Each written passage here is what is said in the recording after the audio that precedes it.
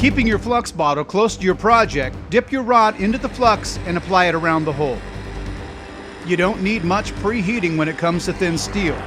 Broadly heat around your work area, bringing your metal to 350 degrees Fahrenheit. You'll know you're at the right temperature when the flux turns brown.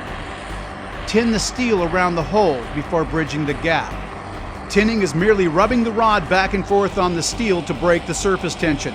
If you overheat the steel, just pull the torch away and continue to rub the rod until the steel cools to the correct melting temperature of the Super LA1 rod. You will see the rod grab to the surface and create a thin layer of solder. Now the steel is tinned. Rubbing the rod in small circles around the hole while sparsely heating will help bridge the gap across the hole. Let's try another technique, heating the rod to the plastic range or soft stage. This is when the solder is neither a solid nor a liquid. You can coil the rod upon itself and push the coil across the hole to bridge the gap. Just like that. Of course, you could always use a backing plate so the solder doesn't fall through, but I wanted to demonstrate how to bridge the gap, bridge the hole, without one.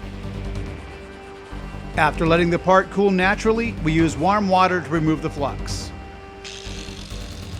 The torch I used in this demo was adjustable, meaning I could have used less heat for an easier repair. But after talking with tons of customers over the years, I've noticed most people's torches aren't adjustable, so I cranked it up for the demo. The Super Alloy 1 is a multi-metal solder, so it had easily worked on an aluminum door as well. This is extremely unique in the soldering business. I hope this video helps you in your soldering endeavors, and don't forget to subscribe here and tell all your friends and coworkers to Muggy Weld it.